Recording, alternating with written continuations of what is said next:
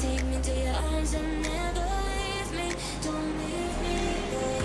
Tell me if you want to follow me, to follow me.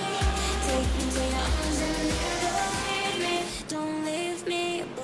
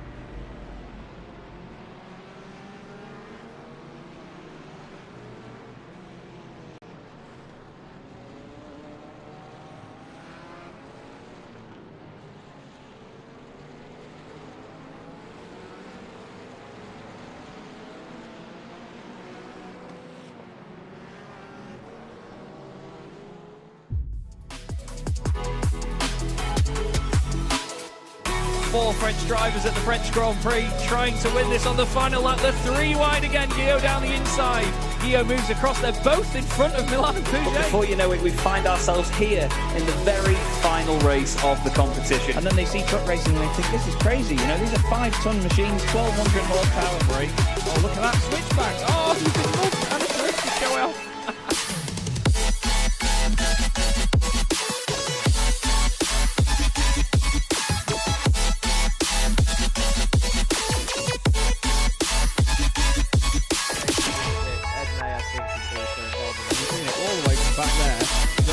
Crockery now, I love it. 16.5 minutes gone. Senna Lanson tries to go for the race lead.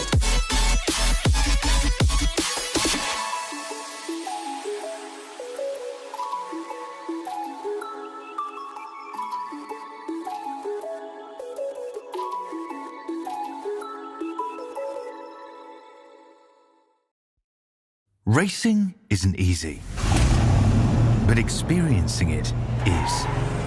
iRacing puts you in the driver's seat with the industry's leading sim racing game. Drive on laser scan replicas of the greatest racing circuits from around the world. Go head to head against other drivers chosen by skill-based matchmaking to ensure competitive racing at every level. Compete across all your favorite series. In officially licensed cars, engineered to deliver the most accurate driving experience possible.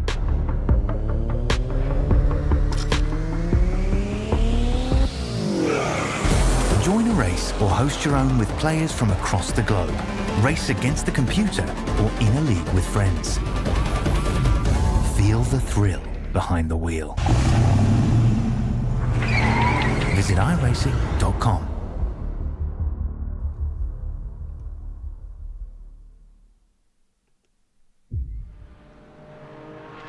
Good evening, everybody. Good evening and welcome to Chaz Draycott Media, and welcome to the third race meeting of the season in the off-season's little sim racing magazine GT4 Winter Tour, sponsored by Orris Digital, Crockery Direct and Derbyshire Holiday Homes.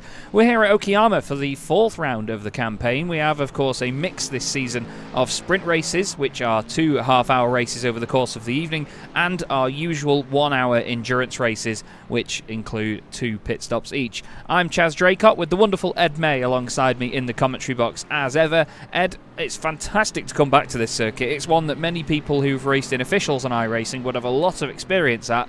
I think we're going to have quite a level playing field today. What do you reckon? Yeah, definitely. Thank you very much, Chaz. And it's great to be here at Okayama. Like you mentioned, a track that plenty of people have gotten experience with, being a free circuit. A lot of people's first races on iRacing could have been racing the MX-5s around this circuit. But you talk about the experience, they might not have had as much experience after that point, because it's a circuit that's still, I think, underutilized in a lot of official series once you get out of the open MX-5s and from there on upwards, essentially. So it could be interesting to see how the drivers negotiate in these GT4 machines. Obviously, it's still going to be familiar. They know where the track goes, but maybe how it responds to their cars might be just a little bit different with some of the lines they have to take. Yeah, absolutely. Having that experience of it can be a curse and, well, a blessing and a curse sometimes, as people say, because of the fact that you know it really well, but you channel that knowledge into pushing a little bit too hard because you think that you might have a bit of an edge on a circuit like this. Here are the championship points at the moment, and as you see, it's nice and tasty close at the top. Taylor Adams, though, has really snuck under the radar in this championship so far.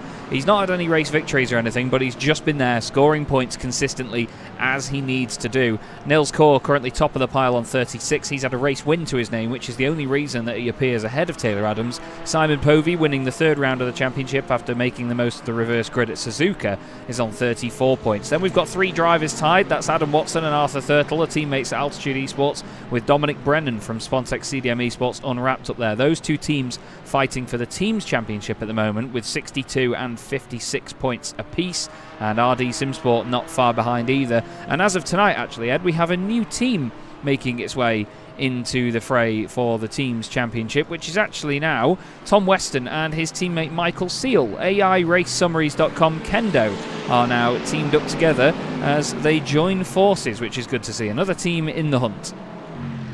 Yeah, good to see Michael Seal sticking with it as well, because he was a great sort of debutant, wasn't he, last time out. He got a bit of rotten luck, though, so hopefully things were going his way down the line. Obviously, both of us have had the pleasure of working and commentating with Michael in the past, so it's going to be exciting to see how he's able to get on tonight and hopefully have a bit better fortune in this format that a lot of the drivers will have been used to in seasons gone by. We're moving away from the 2 sprints to the standard length, the 1 hour race here, which essentially is because, sort of for the purposes of this season, is what we would, I guess, refer to as the endurance round. Yeah, absolutely. The championship is pretty much built on 1 hour races with 2 pit stops, with the cars having their fuel limits capped at 40%. They're not allowed to take on any more fuel than that. So we are almost forcing them into 2 stops. Apparently some of the cars tonight may be able to make it on 1 stop, but we'll have to wait and see whether people will make that work, because there are certain cars that are a lot more fuel efficient than others in GT racing. We've had some great races in the past, though, where certain drivers have made their cars work, and we welcome that yet again and look forward to what we're going to see here at Okayama this evening. The championship sort of flips around a little bit after this, because next up on the 7th of November we go to Mount Panorama, we go to Bathurst, which will be great fun. That's going to be another hour-long race, and then we finish this winter tour with 2 sprint race evenings. We go to Sandown for 2 races, then we have a week off on the 21st of November. Full disclosure, it's my son's birthday. And then the 28th of November we come back for Phillip Island, and then we bid everybody farewell for Christmas and wish them a happy new year, and we'll be back with Sim Racing Magazine in the new year. But still, we've got tonight and 3 other race meetings still to go, and again this lovely grid of drivers before us here, Ed. Anyone in particular that's caught your eye so far this season that may not have come to the fray as such? I mean, for me, I think Mike Murphy has been quite impressive, at least in this practice session. And I think another driver that I'll keep my eyes on is Tom Weston in the Porsche. You were saying that some of these cars will be able to make it on just 1 lap of fuel. We know that the Porsche is ridiculously fuel efficient, as Simon Povey goes to the top of the standings in practice by 0.2 of a second. That's pretty impressive, considering the pace that we've seen, especially over 1 lap, from Adam Watson and Arthur Thurtle, the 2 Altitude Esports drivers there in the top 3. Obviously, for the teams championship, it's going to be good for them that they're having both great times. So someone's seemingly blown an engine in the pit lane. Not sure what that was, but moving back up to the Minardi Simsport drivers, we have Nico Minardi here in 15th place, currently just getting to grips with the car on the circuit. And Nico's a driver that we've seen many times. It's not necessarily the best qualifier, but over the course of a race can just keep his head down and get some great results. We saw it a lot in Formula 1 where he wasn't able to qualify. Sometimes he just pushed a bit too hard and didn't actually set a time on the board, but during the races he was a real revelation. I think he got wasn't it him who got a podium in his first race of the season? I believe so. Let me check. I'm going to check again. I don't remember now. It was. I remember someone. Yes, Mike Murphy. It Mike was. Murphy. Was it? Yes. Yeah, it Mike was Murphy, Mike Murphy. Yeah, in the Sauber at was the it, yeah. horrendous Winton. Good Lord, that was the only memorable thing that can come from that. To be honest. Yeah, it was what an awful night. You suck it. That was. Yeah, I thought it'd be good fun, but the drivers and I hated it, so we'll never be going back there again. When Formula One inevitably returns one day. Hope you're all having a wonderful evening. Good to see Ada Millward in the chat, Gingerbread as well, saying hello, and it's good to see you all enjoying the show so far. At least I hope you're enjoying the show, of course. And we've got a great race coming up for you this evening. I'm really excited. It's great to be back at Okayama again. When I reloaded it back into the sim for the first time in maybe at least a year, I think maybe the last time I actually commentated on anything here was possibly the Sunday Drivers MX5 Cup with yourself. Yes, yeah. We did a race That meeting would have here. been. Yeah. And that was mayhem. That was actually one of the... I think, no, it wasn't the Sunday Drivers MX5 Cup, was it? Or was it? I think it was the Sunday Drivers MX5 Cup, because I remember that, and then I also remember... There was something with it Ferrari. Sunday GT Masters. Yes, Sunday GT Masters, that was it, yes. There was a broadcast for them here as well about a week later. And then, since then, that was the last broadcast I did there, and that was, what, early 2021 we maybe did that? Oh, God. Yeah. Flipping heck. Yeah, nearly 3 years ago now. The thought, isn't it? Terrifying. But the... Speaking of what is terrifying, obviously with it being Halloween, that time set by Simon Bobby right at the death of practice is going to put the fear of, well, anything really into the drivers here, because that is a real statement of what his intentions are. I don't think he had any slipstream or tow either. So that is going to be really getting these drivers worried about what's to come from Simon here tonight. Absolutely is. We're going to get drivers out onto the circuit now for qualifying. They're going to make their way out. Taylor Adams, the first car out there in that gorgeous sounding Aston Martin. The rest of the field all pile their way out. It's interesting to see as well these older circuits clearly a bit more well optimised for my broadcasting, because having almost a full field of cars there doesn't really seem to be doing anything to the frame rate at all, which is quite intriguing. A lot of the newer circuits take up a lot of different resources. We have a very good sounding and good looking field making its way out there, which we love. Jacob Money says his car needs repairs. It looks like he's missing quality. It's interesting. Very interesting to see. He's not taken to the circuit yet, so we'll see what he's up to there. I was just trying to have a quick look for... There he is, Pete Thickett for Scuderia Chicken House in this amazing livery, which he is carrying now. He's changed over to the Aston Martin. It's cost him 20 championship points, as it always does in these championships. We don't let them get away with car changes lightly. And yeah, he's always asked about having garish liveries, but making the Scuderia Chicken House livery again, he's put this amazing effort on, which I absolutely love. Fantastically funny, and a good effort as well. It's not a mess, is it? Actually, it's really well done. Tell you what it reminds me of.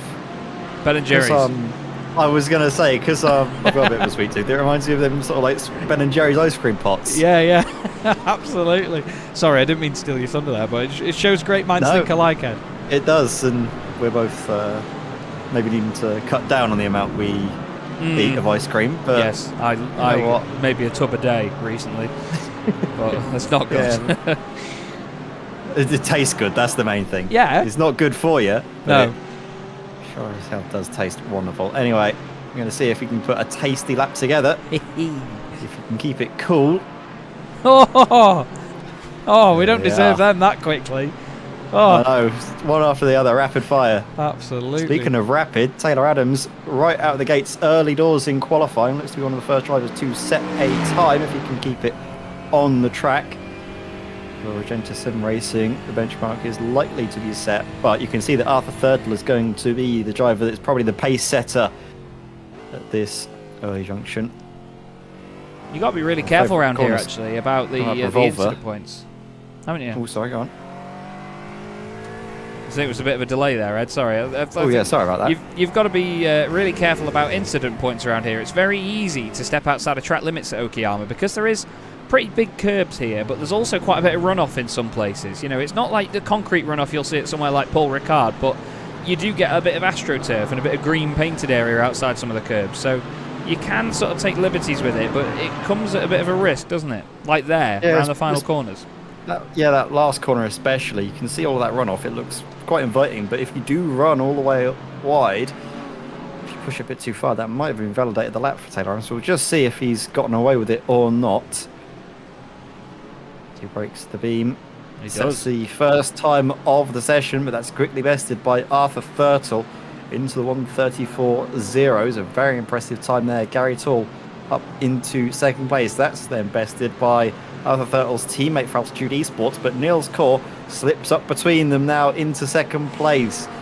Times being set every moment as they come through. Simon Povey up into third. James Holman now up into fourth. So the Altitude Esports cars that were first and second now all of a sudden have 3 cars between them.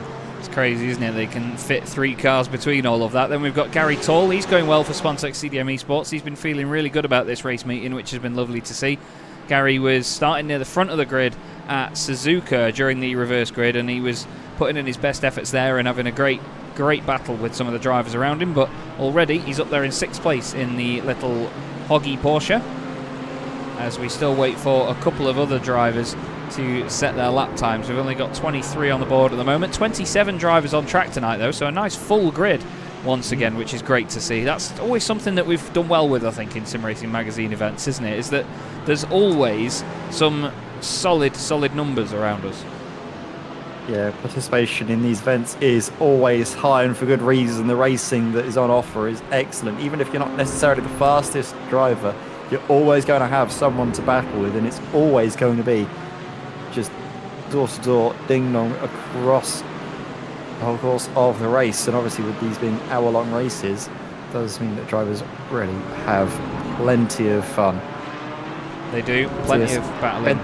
Currently up into 6th place, improving, but look at that. Adam Watson now goes ahead of his Altitude Esports teammate to the top of the timings, but actually I think they're identical lap times. They are, yes. They both do 1:34.01s, as Simon Povey says, nah, no they're not, mate.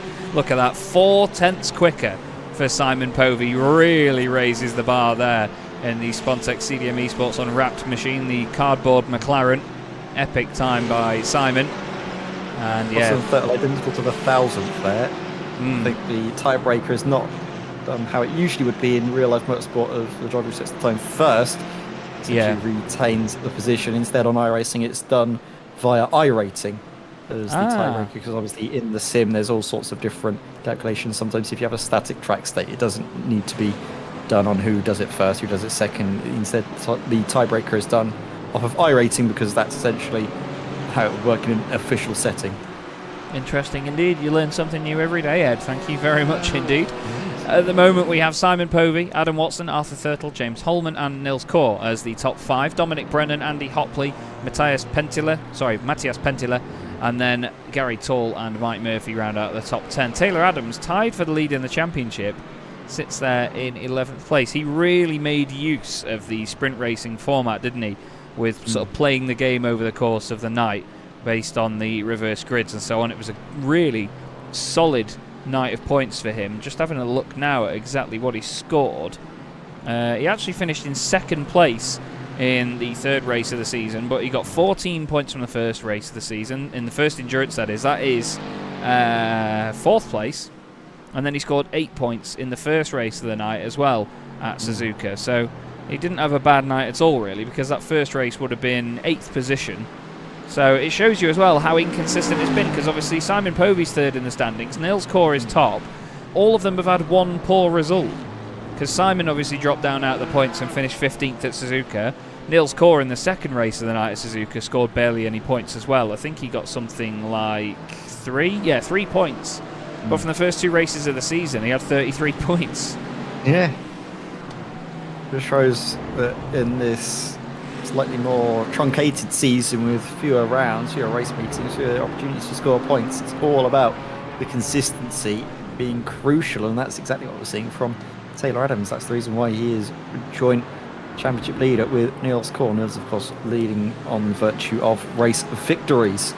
Essentially, that's his best finish, so Taylor Adams needs to get a bit of a shift on if he's to try and best Niels, but at the moment he needs to get a shift on to beat Simon, because he is dominant in this qualifying session, 0.4 of a second faster than anybody else, and that's going to be one of the biggest margins in qualifying I think we've seen all season long. And it's not really a long circuit, nothing like Spa where you're expecting to see gaps around at the 0.3 of a second mark. This is a real storming drive from Simon at this moment in time.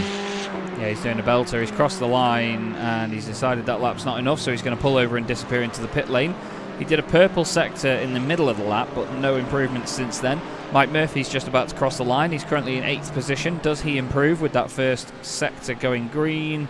No, he does not. Ralph Mayer crosses the line as well. So too does Heinz Mayer. No qualification improvements from them. Mike Horder crossing the line in the background there, and he does not improve either. A 134.673. Now Weston, after that amazing practice, finds himself down in 15th place at the moment. Andy Hopley moves up into 5th for H Motorsport. It's good to see Andy back out there in this gorgeous BMW M4. Of course, an ex-teammate of our very own Ed Mays. Martin Pearson in the YouTube chat says, I thought it was that the tiebreaker was done by more decimal places that weren't displayed. I think it used to be, but then obviously the sim may still calculate that, but I think based on the fact that it's just the 3 decimal places that we see, and that's what it sort of gets calculated on, I think it is done on iRating, yeah. Difficult to obviously tell for certain. I actually did have a look to see what the exact times are in the iRacing sim, and Watson has gotten a thousandth faster than Fertile, even though on our timing software it's different. So the iRacing sim seemingly calculating it slightly different to the way our live timing software. I think we've had that somewhere before, and I can't remember where. I think it might have been in Formula 1. There was 2 identical times, and one of them was actually a thousandth quicker in the sim.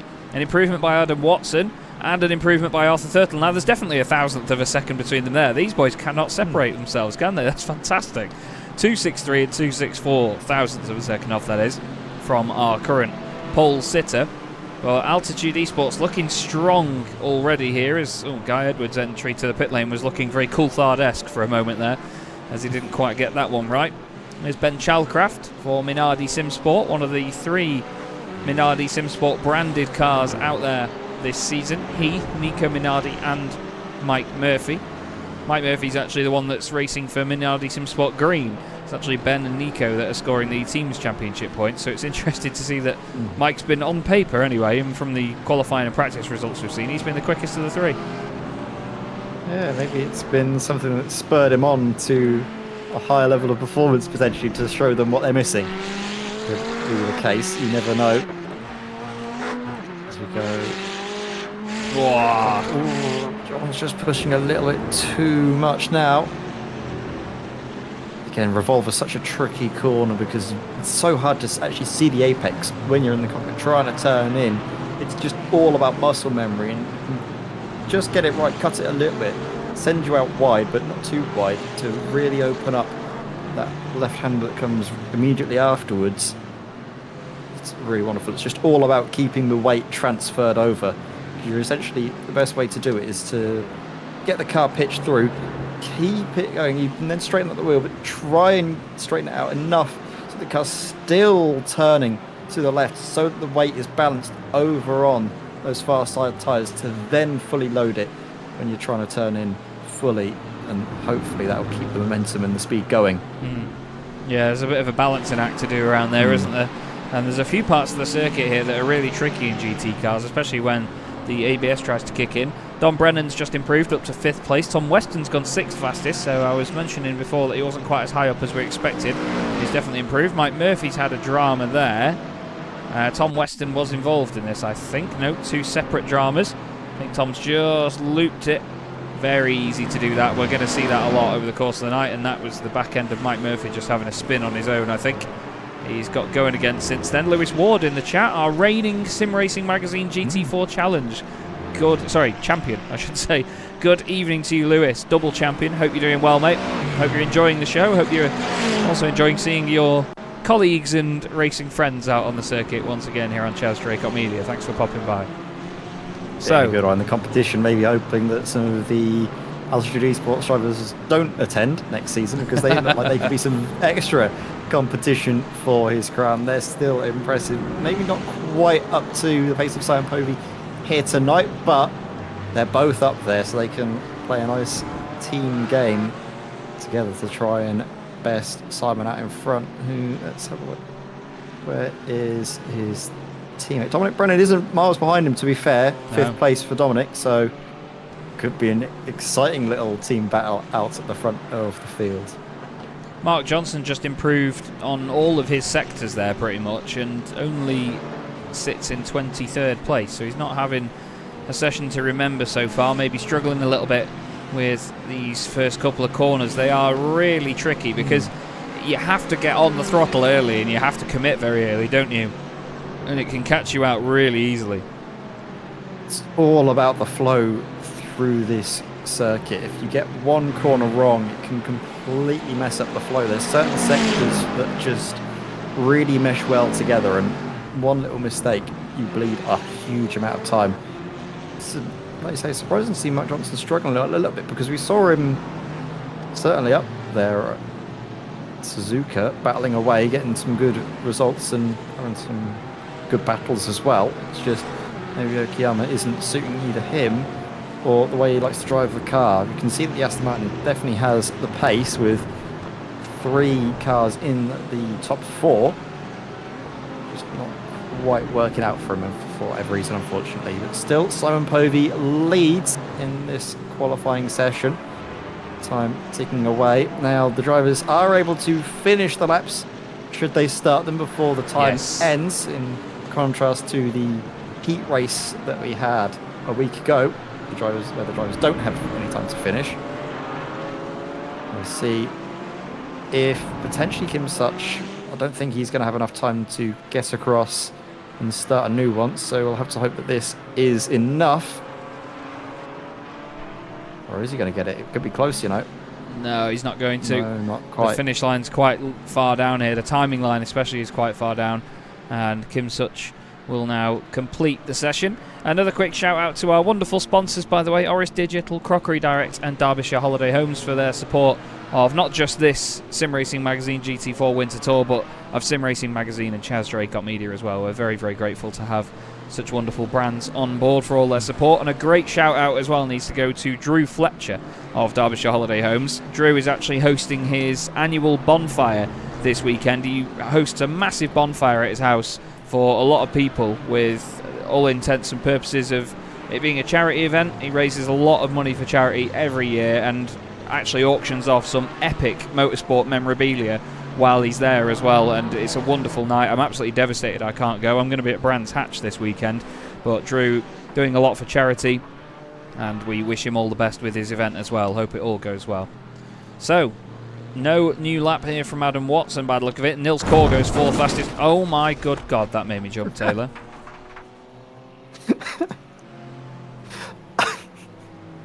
Give me a minute.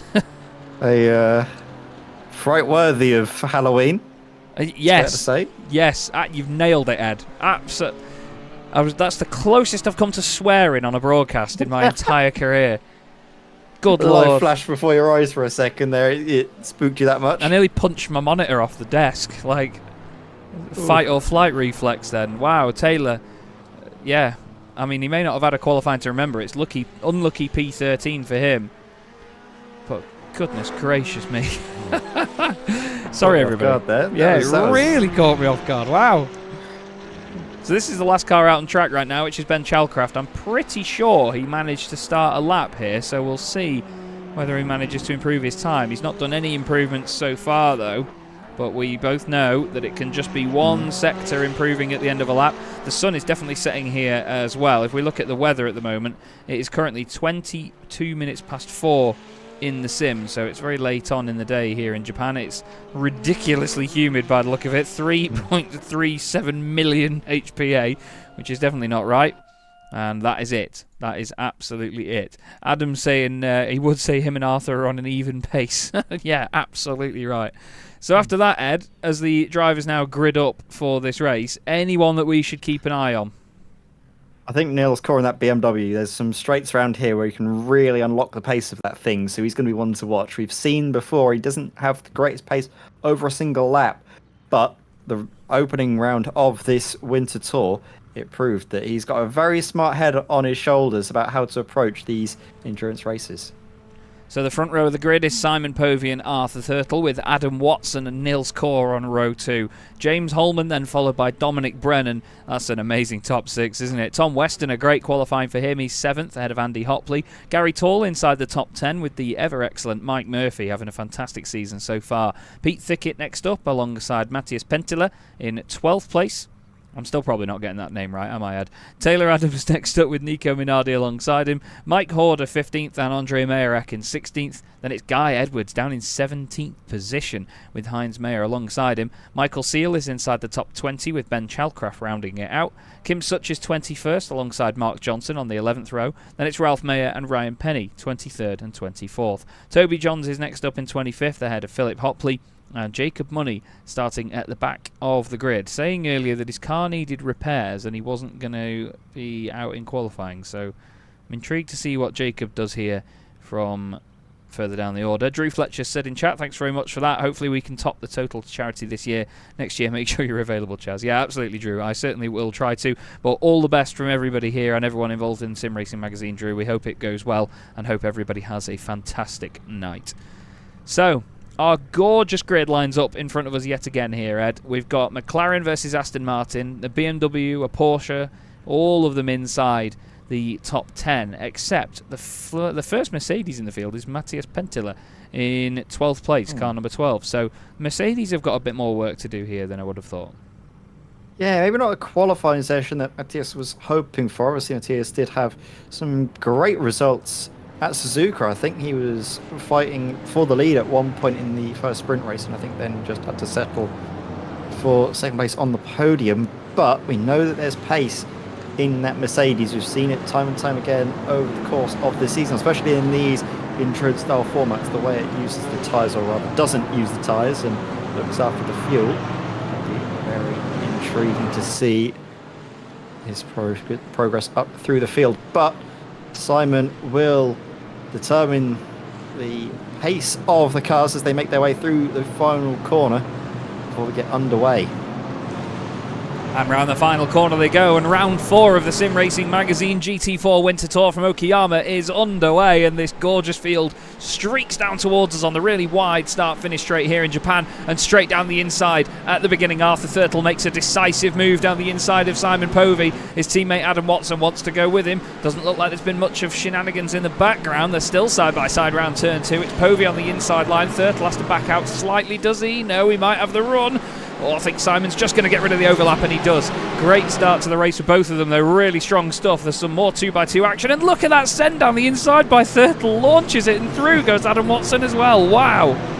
That was brilliant. Thurtle hurtling down the inside. A wonderful little look there on Povey. He paved the way for his teammate Adam Watson. So both LTG Esports cars getting the better of Simon in the opening few corners here. Does Simon have a reply as they go now in towards the right-hander? No, it seems through the hairpin, keeping his nose clean. Oh, there's a little bit of argy-bargy there. That looked like Gary Tall getting into the back of Tom Weston, and I think had a bump up his rear for good measure. I think that was Pete Thickett involved. Look at this now. Guy was trying to go all the way around the outside. We've got a car. If that's one of the Minardi cars, is that Nico Minardi? It is. Oh, dearie me, not the start to the race that he was hoping for. Let's try and see exactly where it happened. Was it maybe just over-rotating? Oh, it might have been a bit of contact on the exit that set up the car. Taylor Adams got away with it, and Nico Minardi sadly didn't.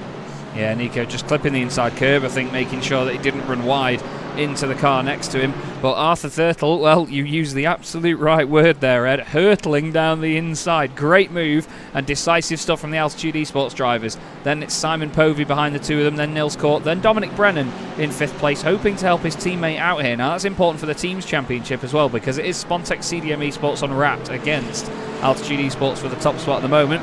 Rob Sutherland has mentioned in the chat that it's only Matthias' fourth ever GT race, so he's having a wonderful run of it, to be fair to him. He's gained a spot already in this race. His teammate Guy Edwards has gained 3 spots, and the biggest mover in the field is actually Toby Johns and Jacob Money. They've both gained 4 places each through some of the shenanigans that have been going on a bit further down the pack. Now, you only get points up to 15th position, so Taylor Adams is currently the final point-scoring car as things stand. But to help preserve his championship hopes, he's going to need to be a lot higher up than that with only 6 race meetings this season. Yeah, definitely. Obviously, with there being so few race meetings, it's imperative that drivers get great results, but also consistent results. That's the main thing. And while that isn't necessarily looking great for Taylor at the moment, you never know what the rest of the race may bring. It's all about biding your time. We've seen Niels Kaur do that at the start of the season, didn't he? He bided his time at Fuji and then took the race victory through some excellent strategy in the pits. So Taylor Adams could be doing the exact same thing, just waiting around, making sure he doesn't get any damage to the car to upset his strategy, and then execute it later on in the race. Out in front, it's still Thurtle leading ahead of Watson, Simon Povey in third. Niels Kaur just trying to fend off Dominic Brennan. And it's starting to break away a little bit from James Holman. Not a huge amount, but that gap has increased to over a second. And it might increase further if he's going to have to defend from Andrew Hopley, who's really bearing down on him now. Yeah, he's got a really good run there as Hopley. There's a bit of a wobble by James Holman on the exit of turn 1, and Andy Hopley's looking down the inside, and the BMW doesn't commit to it this time round. Tom Weston just behind these pair as well. He's not had the best of starts. He's only lost 1 place though as Tom, so he's still right up there in the fight. But the Porsche, not known for its straight line speed, it's more of a car that's very solid on the brakes. It's a much safer car to drive. And look at that, Hopley makes his intentions clear, tries to go later on the brakes than Holman. Nice and tidy. Weston sees a gap, he wants to try and fill it, but then decides that he's not going to come from that far back to go down the inside of Holman. He's got fellow Porsche driver Gary Toll just behind him. There was definitely a bit of a check-up in that hairpin on the first lap, wasn't there? I think a few of them just caught out by the whole 2 wide, 3 wide situation. But luckily, everybody seemingly got away with it. I think the spin for Minardi was completely unrelated. Yeah, I think that spin was, as you say, just something potentially of his own doing. It's easily done though. Cold tyres, a little bit of contact on the settles of the car, and then you're around. But yeah, very clean start, like you mentioned. The only real casualty being Nico at this moment in time. But it's still the 2 Altitude Esports cars trying to control the pace of this race, and with a fastest lap from Arthur Thurtle, it's certainly going a long way to helping them out in their endeavours. Simon Povey, though, we know that he's got over a single lap, I think, the advantage over these drivers. You saw in qualifying that he's very quick around here, and potentially he's just using the altitude cars just for a bit of slipstream assistance to make the strategy work, to potentially go on a single pit stop like some drivers have been alluding to here tonight. It's doable, but is it going to be worth all of the hassle and headache to try and get it across the line in that fashion? Well, that's the thing with these races, you know, it's not just done in a straight sprint pace, is it? We've seen so many of them won by great strategies before, where drivers have had to maintain a pace. It's a bit more bigger picture stuff, isn't it? It's not whether you can just be fast. It's whether you can be fast while saving fuel, or, you know, committing to a strategy. That's one of the difficult things about strategic endurance racing. If you're going to try a bold strategy, it's kind of like with speedway racing. I made this comparison recently. In speedway, if you're trying to run a wider line and it doesn't look like it's working at the beginning, or it doesn't look like it's working quickly enough, once you've made that decision, you've got to stick with it. You've got to keep it. You've got to just keep trying, because if you switch back, then you're just going to do yourself no favours whatsoever, and it's just going to make your life more difficult. Sometimes you see people do that, where they'll choose a line, they'll choose a strategy, and they'll think, oh, it's not working, I'll switch halfway through. I think the best thing is to just commit and take it on the chin with what you've got, just in case something changes further down the line that you can't foresee. Yeah, absolutely. I think it's better at this stage of the race to try and plan for a single stop, and then it doesn't work, rather than plan for a double stop and then try and make it work on a single, because basically for you to get that double stop work, that single stop working, you need to do it right from the drop of the green flag, as someone's just dropped the rear of the car, and that is Tom Weston, just overcooking it a little bit too much there. Is that through the second corner? I think it was. Yeah, turn just 2. Again, pushing just a little bit too much. Just clip the curb. Honestly, the curbs can unsettle you in such a slow, miserable way. The amount of time I spent in that wall in my rookie career on iRacing, racing MX-5s, was absolutely painful. I won so many races around here because of the car in front of me binning it there as well, so it definitely goes both ways. Look at this top 5 here though, Ed. They have definitely broken away. They've got very even gaps between them all. It's either 4 or 6 tenths of a second, and they're having a really, really good run of it, getting away from Andy Hopley and James Holman, who are 1.8 seconds back. There's just been a change with Pentila getting past Thicket, but the two of them still fighting now, down towards the hairpin. Thicket down the inside, trying it. He's run a little bit wide, tiny bit of contact, I think. They get away with it. He now shuts the door on Pentila. Whoa, nearly getting into the back of him there. Very close stuff. It's quite close quarters actually around this part of the circuit, considering how wide the main straight is, isn't it? I was just about to talk about how wide some areas of the circuit are and then how narrow other areas. You see basically from here all the way to the hairpin halfway around the lap when you get to the end of the back straight. It's very wide as all. There's a bit of Herbie going on there from Mark Johnson reversing his way through the circuit. It looks like there's been a hefty whack to the side of the car. Oh, there wasn't a gap. Horrendous netcode though, if you look at it there. Nico Minardi, the car of Tom Weston, reacts well before he's anywhere near him, really. We'll have a look here. Looks like Tom may have already had an issue before this. Very slow into the head, and then no contact, but yeah. I think Mark was expecting the overlap to have disappeared by the time he got off the exit of the corner, but then he wasn't really helped by the netcode at all, to be fair there. I think it's sort of, the netcode was expecting that there was going to be contact. That's basically how it always happens, isn't it? You know, the sim expects there to be contact between the two cars, which is why it simulates it, but unfortunately it's never always spot on. And I think that Mark wasn't really doing anything too wrong there, but maybe just didn't leave enough room and didn't sort of accommodate for that on the exit. But look at this now, this BMW, it's gorgeous, but it's standing out like a sore thumb amongst this fight, isn't it, with these two Aston Martins from Altitude Esports and the two Spontex CDM Esports on wrap McLarens. Yeah, it's a bit like a block of flats surrounded by bungalows. It's so taller than the others around it. It's a wonderful bit of kit. You can definitely see where the BMW is amongst all of the low sort of sports cars around it. Both the McLarens and Aston Martins just battling around him, but for now Nils is happily waiting and sitting in behind Simon, keeping an eye on Dominic, but I don't think Dominic's too hell-bent on getting around and getting past him. No. Plenty of lifting you could hear from Nils down in towards that hairpin, and we'll probably hear it again to the next one. Yeah, definitely. It makes a great racket, this BMW as well, with its inline 6. And yeah, listen to that. The amount of lifting going on there is colossal. Certainly going to be fuel saving quite a bit if he can keep that up over the entire stint. And I feel now that, looking back on it, the move where Simon Povey lost out to the two Altitude cars, I think he was maybe quite happy to let them get in front, knowing that he could save a bit of fuel. But right now, there's 6 tenths of a second between him and Adam Watson. Wondering whether Adam's pushing like mad now to try and get past his teammate, because if there are any team orders, you'd definitely tell them to sit, wouldn't you? You'd tell them to wait, remain in order. But Adam's making it look like he definitely wants to get by. Nico Minardi's miserable evening, I believe, has just come to an end. He's gone past one of the Porsches, that's Ralph Mayer. He's down the inside of Ryan Penny.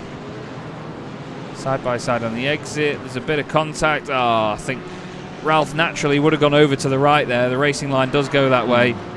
And Nico, for the third time this evening, is in a spin, unfortunately. He won't be too pleased with that one. There is even just been seemingly going from bad to worse, and that might be the last we'll see of him out on the circuit. See, though, he might still return after towing to the pits, you never know. Out in front, Arthur continues to lead from his teammate Watson, who's got Povey, Core and Brennan for company. Probably there in 6th place, is still sort of sitting around about 4 seconds back from our race leaders. I think just waiting to see if a bit of a battle emerges out in, because that will bring right back into the picture. Yeah. James Holman as well, not really pressuring Andrew at this stage of the race, quite happy to sit back and work together. These sort of 4 in that next pack back from the leaders. It's intriguing, isn't it, how these packs can form out on a racetrack so soon after the start of a race. We are approaching the first quarter of the race being behind us. So far it's been pretty action-packed, but you can start to sense that the drivers are chilling out and just waiting for pit stops and the strategies to sort of breathe new life into the race. Yeah, this is the stage where everybody sort of settles into a bit of a rhythm to see what the drivers around them are doing. They sort of pick their battles and scope out the opposition, figure out where the strategies lie and who's quick where and what they might do. And then I think after the first pit stop, that's when people really... This is the sort of decision-making bit now. So some people might decide to pit a little bit early, fill the car up, knowing that they can take a shorter stop later on, get out of some of the traffic, or they can then, you know, just last it out as long as possible. You know, really wring out that first run and then make a decision in the second stint, and we'll see. There was a few calls actually after the sprint races last week to mess with the fuel amounts there and see whether we can have maybe a longer race and a shorter race over the night rather than 2 identical ones. So there may be tests with that as the rest of the season goes on. There were also calls for raising the fuel limit for these races so that it goes down to 1 stop and people have chance to sort of mess with the tyre strategy as well for the extra time that it takes to get tyres, but obviously they will need to do longer in a race. So there's certainly a bit of wiggle room for things to change, I reckon. I'm not sure if that will be tested during this winter season if we had like a 50% fuel limit instead of 40, but still. It's the format that's worked really well so far, I'd say, and people know the gist of it by now, and it sort of keeps us intrigued, doesn't it, the whole time, really, Ed? Yeah, it does obviously open up some avenues for experimentation and a little bit of a tweak here and there to the format to see what works best down the line. Obviously, we've had some excellent seasons worth of racing in the GT4 Challenge. All 3 of the seasons that we've had before have been absolutely wonderful affairs to be a part of, both as a driver and also in the comms box. Seeing both sides of it really does sort of at least give me a great picture of the health of this championship and this community, and to sort of empathise with a lot of the drivers as well of how the format is, I guess, perceived in that way. But I definitely think that there's room for a little bit of tweaking here and there. I think maybe a little tweak to the sprint races, have like a sprint and then a feature, potentially one 20-minute, one 40-minute, and mess around with it that way could be something to look at down the line. It also, a lot can be said for increasing the fuel limit in those endurance races, but I think what we have now is a nice little sweet spot where it's just on the certain rounds on the verge of it being a single double stop, and it brings it then to the drivers to try and tweak how they approach the races, seeing if they can get it done or not, rewarding not just drivers with pure pace but also ones that have, like you say, a good head on their shoulders, which is what we've seen time and time again across the course of a season. The lovely shots here on board from the Mercedes of Mike Horder. You can see the sun is definitely setting now here at Okayama. It is currently 4:45 in the sim. Apparently the sun will officially set at 5:15, so it'll set about 15 minutes before the end of the race. So the lights will come on with maybe a lap or 2 to go, I reckon. It's not going to go as dark as it was at Suzuka. We don't really want it to ever get that dark ever again in our races, to be honest with you. It's a lovely gimmick racing at night, but I think if we only ever do something like the rock around a bit of the clock event that we did at Lime Rock, where you have, oh dearie me, oh no, Adam Watson's in the wall. Adam Watson's car is in the wall hard. There was contact there with Simon Povey. Adam got a big wobble on through the corner, and I don't think Simon could avoid him. He had to get on the brakes. So close in front of him, you did see the brake lights from Simon sort of flash on, so he did try and take evasive action. But when a car wiggles like that, it's so difficult to know exactly where it's going to go. It looks like it's going out wide. Simon taps on the brakes and tries to move to the inside. Obviously, he's thinking about the car behind as well. He doesn't want to slam on the brakes and get hit himself. Simon. It's not changing gear. It's stuck in gear. Was it stuck in gear there? Was it? Let's have a look. It stays in 5th gear.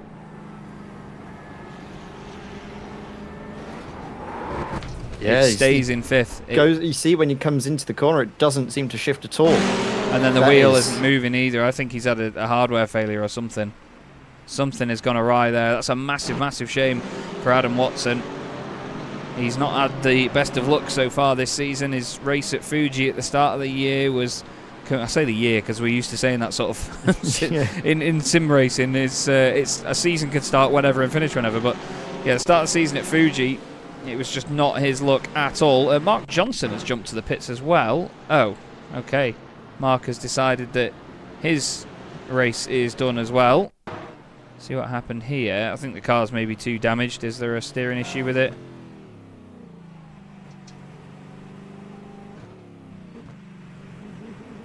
Yeah, I'm not quite sure if the car's behaving itself or not there, to be honest, but unfortunately Johnson out of the race.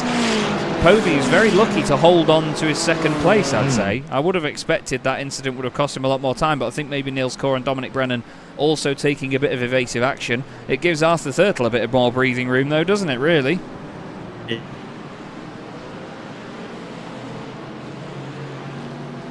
Sounds like we might have just lost Ed earlier on. Oh, there he and is. now it's come back down. So Arthur Thurtle, while he has that gap, it's certainly diminishing with Simon Povey bearing down on him. It's I think a matter of when and not if he gets caught. But you can see here the track seems a little bit more narrow, especially on the exit here, which is where we've seen a track sort of just very wide areas and very tight in others. But I'll tell you what, it's great for racing. You see how wide the entrance is to certain corners here. I mean, into turn one, very wide. Plenty of room for drivers to try and sneak through on the inside, forcing defending drivers to go certainly far off of the ideal line and maybe compromise them. And again, in towards the hairpin, sort of the lowest point of the circuit. So much room for drivers to sneak through up the inside. Simon Povey bringing that gap down now to 1.5 seconds. Niels Core, I think, settling down now, as is Dominic Brennan. After that incident, they're all just starting to take a bit of a breather and chill out. I think Andrew Hopley's closing in, though, to the back of Dominic.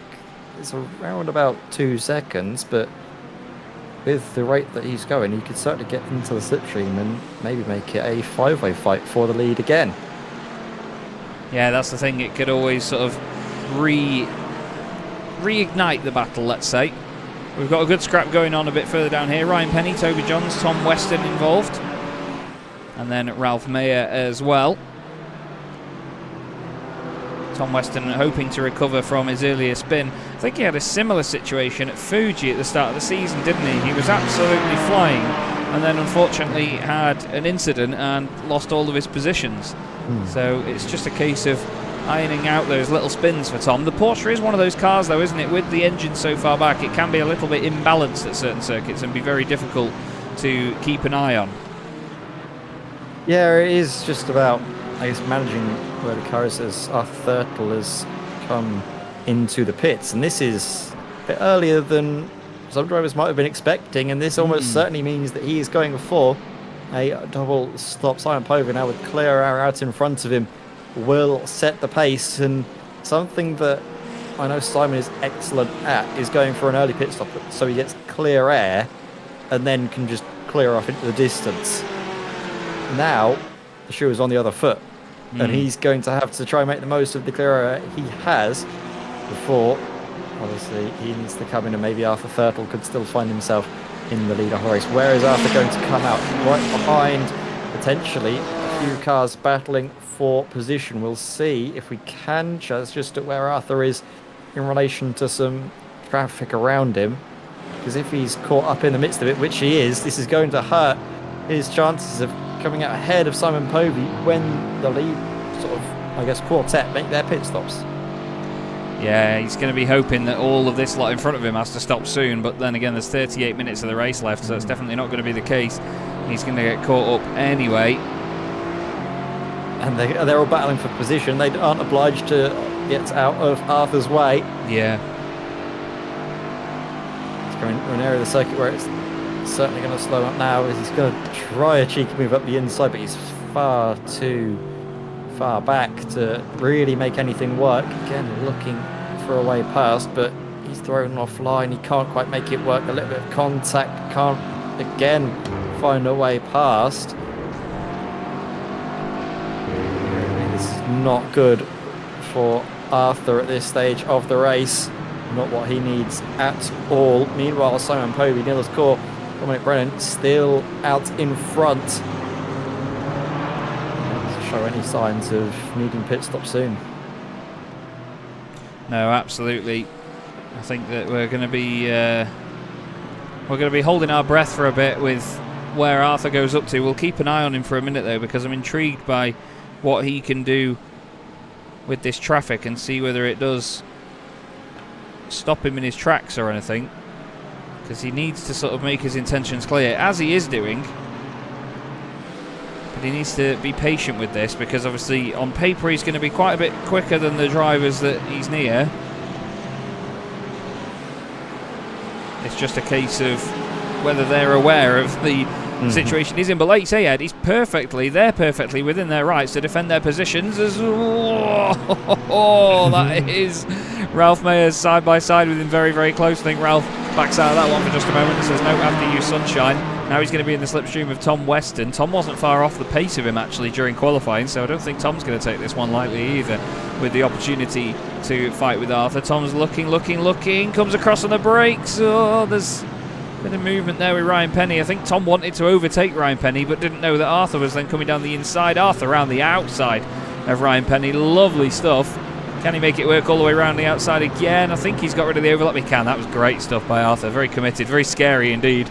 We'll have a look again at that move, though, as he went down the inside of Tom Weston, because this was touch and go, this. He's a long way back, isn't he?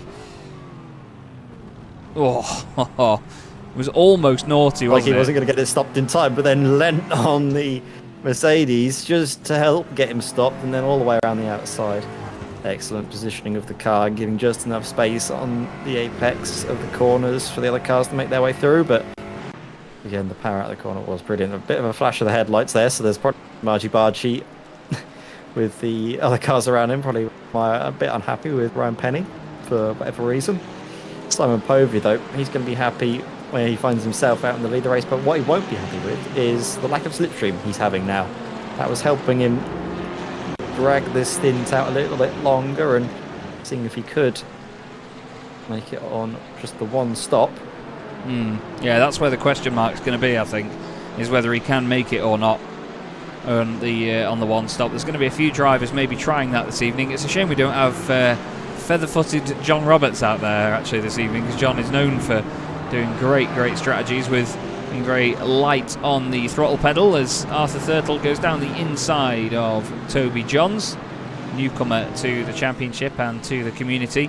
Toby doing pretty well at the moment. He's up 5 places into 20th position in his McLaren, the TAJ Racing machine.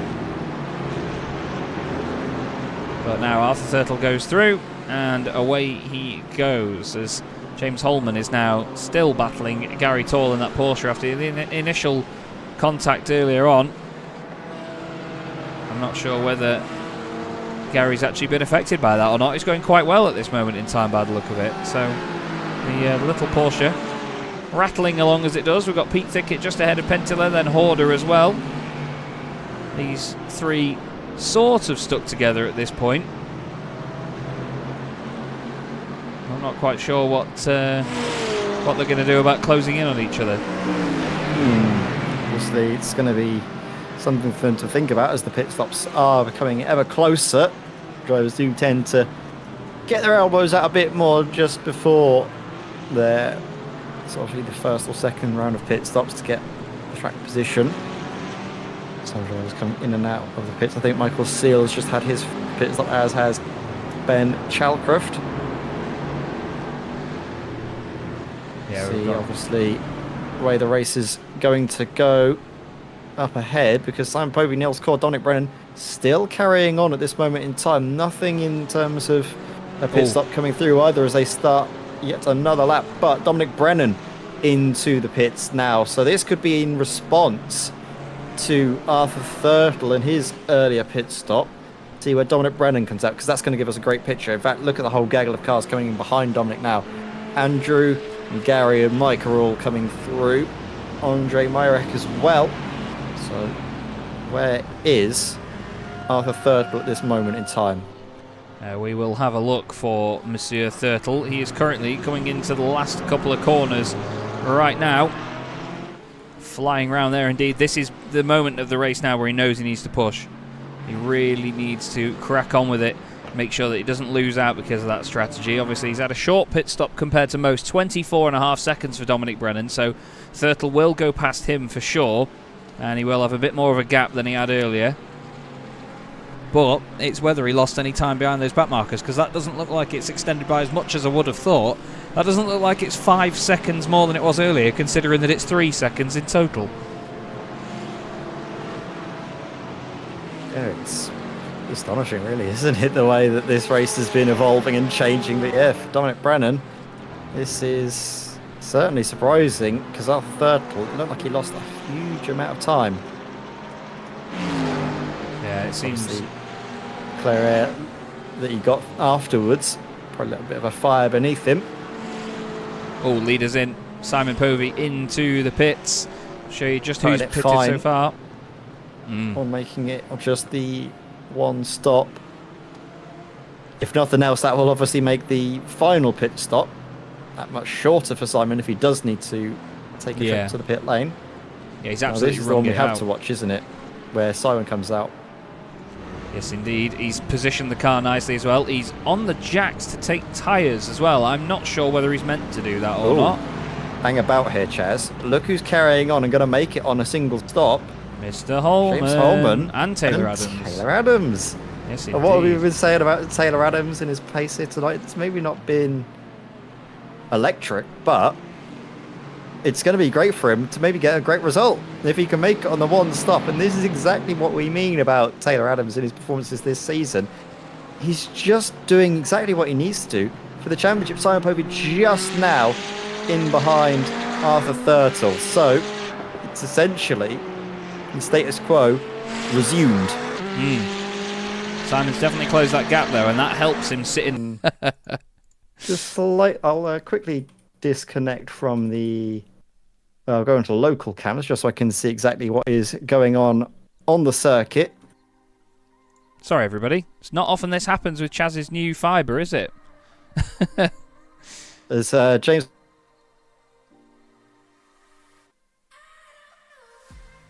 "30 seconds remaining of this race, Chaz."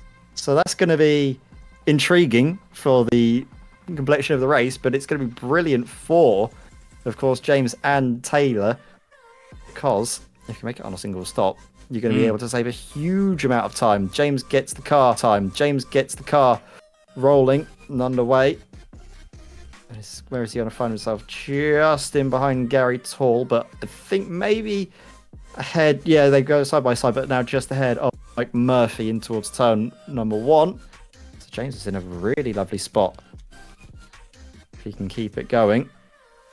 Where is Taylor? Taylor is down in 12th place, but again, not necessarily about where he is on the circuit now, because he knows to look after the fuel and look after the car. He'll be in a great spot when everyone else makes their second stop. James, though, in a wonderful spot and might actually find himself making position on the road as he's bearing down on Gary Tall. No move made there yet. Interesting little battle, though, with Mike Horder in the thick of it with Pete Thickett, and he's got Matthias Bentila. Oh my word, there's just been an hairpin at the back straight, and Bentila seemed to get onto the brakes a little bit too late. Went into the back of Mike Horder, but then the rear end of Matthias's car just seemingly just broke away from him. It was the contact at the front of the car, but just the rear, then somebody gave up. And he's then had to take a trip into the pits. I'm not entirely sure what on earth that was about, but hopefully we've got you back in, Chaz. I am back in, yes. Unfortunately, unable to see a replay of the incident, which is a shame. So we aren't able to bring back a replay of that. I'm really sorry about that disconnection there, everybody. With my new fibre, it's not really often that it happens, and sometimes the sim doesn't kick you out even after a minute or so of being sort of disconnected from it. So I've not got a clue of why it did it so quickly this time. So I massively apologise to everybody for that one. That is not how we want things to happen here. We come back and the lights are now on here at Okayama, on the cars at least, and it is Arthur Thurtle leading Simon Povey and Niels Corder. 3 very different cars all chasing one another down. The top 3 from Fuji yet again together, and Dominic Brennan and Andy Hopley are 4th and 5th. Brennan just off the back of this, but of course, Ed, in a great chance or a great position to score points in terms of the team's championship here. Definitely, and I think it's just about the consistency, keeping yourself out of trouble and just putting away. It's going to be great for them and their chances, like you say, in the championship. Arthur Thurtle continuing to lead from Simon Povey, so it's actually still working at the moment for altitude. Looking at the pit time though for Arthur, it was pretty short when you compare it to Simon's, around about 5 seconds the difference. So if we're going to be expecting them to make the pit stops more sort of equal, I guess, later on in the race, you can expect Simon's to be about 5 seconds shorter. He can find himself in the lead of the race, but he might find himself in the sooner rather than later there, as Arthur was definitely going defensive. I don't think Simon was really looking for the lead, but still putting the pressure on Arthur at this moment in time, and Niels Corder is sensing something as well. Yeah, Niels Corder definitely looking feisty here. He wants to pick up any opportunity that he can if these two get it wrong in front of him. The BMW is not the strongest car in all aspects, but the straight line speed is definitely where it holds its true form, or its final form, let's say. He runs down the back straight here. He's not even in the slipstream of these guys. He's not sort of moving around on the circuit. He's just going for it, and he's saving a bit of fuel, lifting off nice and early. He's got Dominic Brennan not far behind him though. There, look, in the other McLaren. Dominic on to score some more strong points as well here with this race. But Povey in second place, hoping for his second race win of the season. Niels Corder has won a race. Simon Povey has won a race. Adam Watson has won a race so far. Arthur Thurtle has not won a race so far, which is a massive surprise considering that he's been the fastest man on the circuit on a lot of occasions so far this season. He's already coming into the pits. That will explain why he was defending so hard, because he's trying to just slow these guys down on the circuit while he can, so they're not at any sort of advantage. Thurtle back into the pits. This is going to be a really long pit stop though to top the car up, you would imagine, in comparison to Simon and Niels and Dominic's very short stop at the end of the race. So we could see Arthur Thurtle towards the end of the race maybe dropping a bit further back than he was hoping, potentially into the clutches of that second pack, the likes of Andrew Hopley and Gary Tall and James Holman. But obviously James Holman won't be there because he won't need to pit again. So I still think this race could be going James's way. Just if he can make the fuel last and keep it going, he's in a great shot. He's only at this moment in time 11 seconds back from Simon in the lead of the race, so we've got great pace, but he'd need to build a gap of around about, imagine what, 20 seconds? Yeah, it wouldn't need to be a big one. To have a chance of getting in and out ahead of this Aston Martin. James is, well, he's going to be laughing all the way to the checkered flag, because he's going to have some slipstream assistance from Gary Tall, which is another car that's pretty efficient on the fuel. Doesn't seem so at the moment. Gary came in at pretty much the same time as most drivers did in this race. Came in on lap 17, whereas James Holman was lap 19, full 2 laps later. So it's going to be working out wonderfully for James should he carry on. James, to be fair, the RD SimSport team in general were very good, weren't they, Chaz? Things just like this, picking the right strategy for the right occasion. Oh, yeah. And going it on the single stop. Yeah. Who's it that we've sort of shone the spotlight on plenty of times of calling the strategies and doing it right? Wasn't it Guy Edwards? Yes. Yeah. Guy Edwards has been a massive supporter of their strategies as well. He was a real pivotal piece to the puzzle in the Sim Racing Magazine GT4 Challenge last season. It's been interesting to see him jump into the BMW for this running, with James Holman then jumping into the Aston Martin. Obviously different cars to what they were running in the previous season. Well, it's always nice, and this is the perfect chance for the drivers, isn't it, to really mix it up and give these other cars a go. There's not as much on the line here, really, with the winter off-season, let's say. This is a bit more of a fun one, a bit of a test bed for different formats and rules and so on. And it's great to see a mix of drivers as well, with not such a limited running of... not a limited amount of runners in the championship, let's say. Gary Tall, I reckon, will put up a good defence over James Holman as well, by the way. Gary's not one to take anything lying down. No. So I think James is going to struggle here if he needs to make up any time. Yeah, I won't imagine that James will go for a move unless he feels he's come out to the sort of lead pack, shall we say. But Simon's certainly doing a great job of breaking away from Neil's core just a bit, getting that gap now over a second. Something to watch, but I think Nils in the BMW as well is just, again, taking it chill, not wanting to push too hard, knows that his next pit stop will probably put him ahead of the likes of, where is he, Arthur Thurtle down in 14th place at this moment in time. Arthur, is he in traffic yet again? He seems like he's got a bit of a bubble around him. He's looking at our timing software, so it isn't the end of the world, but he'll soon be catching up to some cars that might frustrate him just a touch. And that's the sort of upside and downside of going for the early pit stop, is that you're going to be put further down the order and in amongst cars that might be battling one another for some important points for their championships, and you can easily get caught up in those battles. Yeah, that's the thing. You can take points away from people in a championship or in the bigger picture without really knowing about it if you just choose to battle them for a lap or two. It's amazing how quickly a championship fight for somebody can be destroyed or changed by another driver completely unbeknownst to them, by just maybe defending for a lap or two or costing them a bit of time in the long run. I'm not quite sure what's on the inside of that corner that Mike Murphy's just been through, but I keep thinking there's a car off on the inside of the circuit there as the camera cuts past it. I'll have to maybe try and keep an eye out for what that is a little bit later on. Simon Povey now leads the race by just over a second from Nils Kors, so he's opened up a slight advantage with 20 minutes to go. Into the final third now.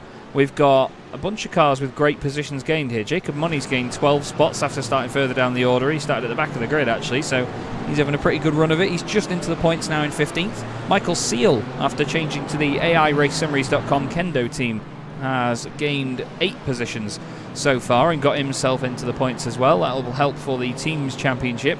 Tom Weston's trying to find his way back up there into said points as well, as he fights with Heinz Mayer. That's certainly going to help him as Heinz now takes to the pit lane. Arthur Thurtle's actually just got past Jacob Money in the moments that I mentioned it, apparently, and Arthur has now disappeared up the road. So, yeah, he's really flying, is Arthur. That last lap was a 1:34.47, and last lap by Povey and Core was faster, 1:34.3 for Niles and 1:34.16 for Simon. So Mr. Povey, well, he is really, really unfolding the lap time, you could say, right now, isn't he?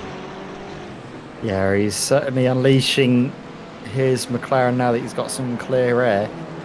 I guess the plan of making it on a single stop could be, I guess, in the back of his mind now, and rather is at the forefront, is pushing hard, doing an extra pit stop, and hoping that that will be enough to maybe win the race. It's going to be difficult to imagine, though, with James Holman still being the ever-present thorn in his side. But do you reckon he's going to be aware of James and his strategy? I'm not sure. I'm not sure at this point. I don't think he'll be focusing on that. I think if he's going to be focusing on anybody else at this point, it'll be this man, Arthur Thurtle, because he's the one he's been in direct competition with so far during the race, I guess. But yeah, I think James could definitely sneak under the radar here if it all plays out his way. We'll have to wait and see, I guess, because so will they. Yeah, we've seen these RD Simsport do this plenty of times, wasn't it? I think, was Callum Brandt one of the first drivers to make it on a single stop? Yes, was it the Hungaroring? Yeah, him and Christopher Smith did it. Christopher Smith, again, one of the brains behind the RD Simsport operation in terms of calling the strategies and everything, and we've had the pleasure of seeing do many a great recovery drive. I think I remember one at Sebring was absolutely magnificent. That was at the early phase of season 2, I believe. Yes, yeah. Just checking the times here just to see what Thurtle can do about closing in. And to be fair, the fastest lap of the top 3 was set by Simon Povey last time, but he was only a couple of thousandths faster than Dominic Brennan in 3rd, so Dom is flying pretty well as well. I don't think these guys are going to pit until there's maybe 8 minutes left or so, and it's going to be really short pit stops. It just so happens, though, that it's a massive pit lane here at Okayama, isn't it? I'd go beyond that. I could say maybe with about 4 or 5 minutes to go. They came in with about 1.5 minutes till the halfway point. I think it was about 31 minutes to go or something when we saw Simon go into pit lane. So it could be very late on where we'll see that position potentially change for the lead of the race. Again, it's just all about James Holman and where he is on the circuit and how far behind he is to the likes of Simon Povey and company really out in front. Nils Gore is sort of sticking with Simon at this moment. Again, not pushing hard enough to worry Simon, but also certainly not disappearing. Personal best actually for Nils Gore, and look, actually, is that joint fastest lap of the race with Simon Povey? I think it is, as Tom Weston. Lovely move that up the inside into turn 1 as Kim got a bit of fight still in him to try and make a way through turn 2. Not quite. How's the exit though for Kim? He's going to have a nice slipstream all the way down into the hairpin at the bottom of the circuit. Tom seemingly fending that one off. Side by side at the hairpin at the end of the back straight. Pete Thickett into 8th place. Mike Horder in 9th.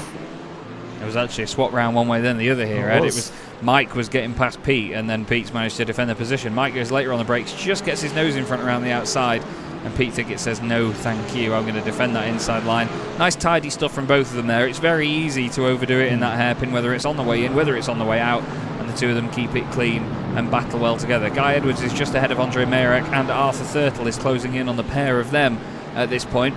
Any pit stops that happen now right in front of Arthur will be a welcome breath of fresh air for him, because every single time that he gets stuck in this pack, he knows that he's going to be losing time in the long run to Simon. I think this again is down to the experience of this format so far, because it's not only down to when to pit, when to make a bit more of a sort of conscious fuel-saving effort, but it's also knowing when to pit for the traffic as well in this sort of field, isn't it? And it's not a field that Arthur and Adam have been a part of for very long, so they've not quite tuned in with it all yet, have they? And that's why it's still exciting, because they're learning while we're watching. Yeah, exactly. In some circuits it's easier to plan around than some other ones. I think at Spa I remember racing against Simon, actually I think it was at Spa.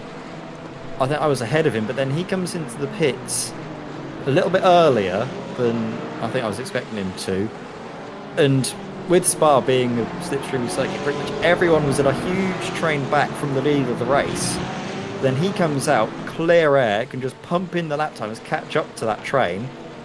And then when everyone else comes into pits, he finds himself far and away off into the distance from everyone else. So it's knowing what tracks it's good to go for sort of the undercut and what ones it isn't. Mike Horder trying to go all the way around the outside to the inside line on Pete Thickett. Is there enough of an overlap? There is, and hard onto the brakes. Mike is going to try and find his way past.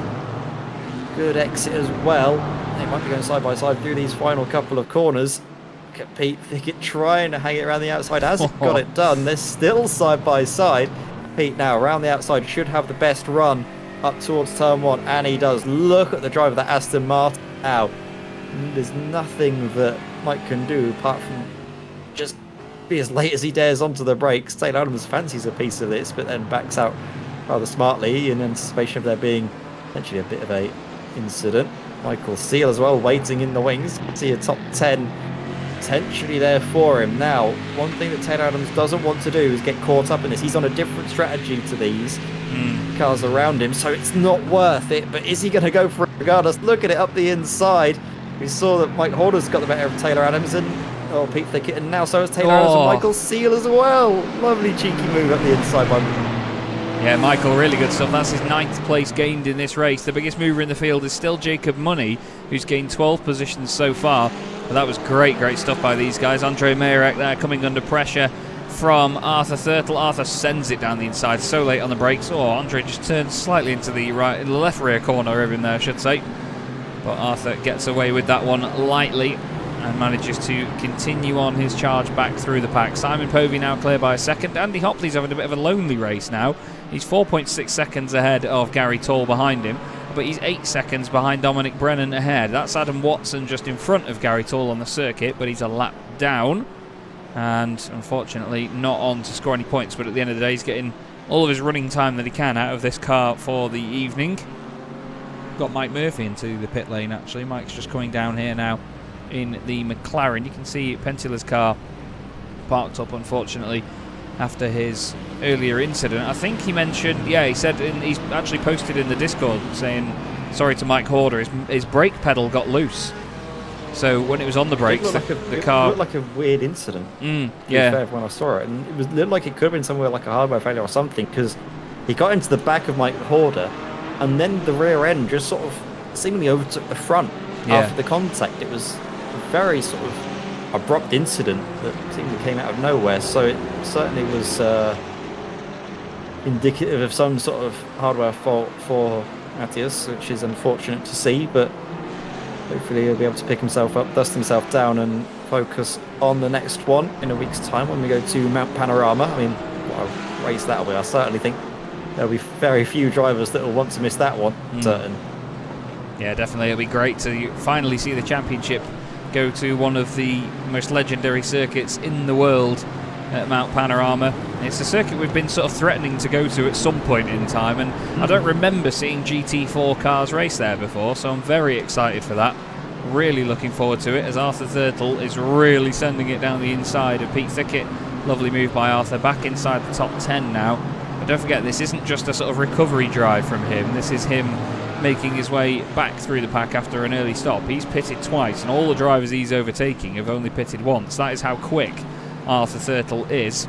The next driver that's pitted twice is actually Mike Murphy. Now on my side, Ed, because of the disconnection earlier, James Holman and Taylor Adams are showing us not pitting at all. It shows no stops. Do you have a pit lane time for those guys? How long they were in the box for? For who's this, sorry? For James Holman and Taylor Adams. For how long they were stationary?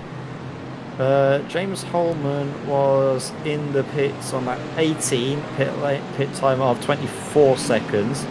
Taylor Adams was in the pits on lap 19, was in for 24, nearly 25 seconds. Okay. Same with, it was James Holman and Taylor Adams both in lap 19 around about 25 seconds. So seems like they should be good till the end of the race. Going to be tricky, of course. Simon Povey carrying on, making the best of his strategy. Andre Myrek, this was up the inside of Pete Thickett.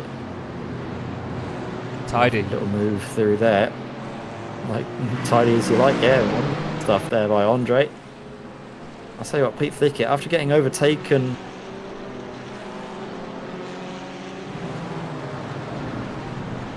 almost of this circuit and has been falling back through the field, unfortunately.